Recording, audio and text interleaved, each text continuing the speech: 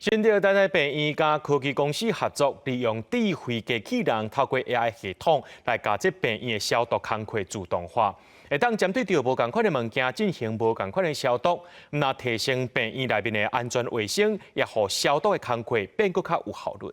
2024年。智慧机器人伫病院内面自动做消毒的工作，除了碰到障碍物会家己闪过以外，可以透过 AI 系统来针对无同的物件进行无同款的消毒方式。我们来看诊可以更放心，因为这个环境其实是充满一个安全的环境，因为整个都已经完整的一个消毒了。机器人它是透过这个 AI 的镜头，然后它进去判定说它，比如说它是扶手还是门把，然后了解它是什么物件之后，然后它会把这个讯号传回到里面的主机。新竹台大病院甲科技公司合作，透过第二代自动消毒机器人，除了消毒需要的时间会当比用人工减一半以外，上重要的是会当减轻病院清洁人员的负担。机器人进来之后呢，那其实对于我们目前呢，那所谓的在清洁人力上面呢，可以做一些更有效率的一些分配呢。那以及呢，对整个环境那可以做到更好的一个保障。透过一些 AI 的演算法，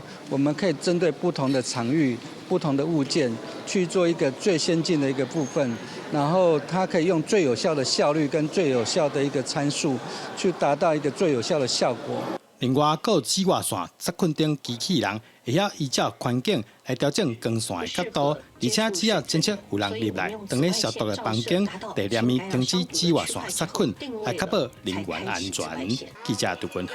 新竹报道。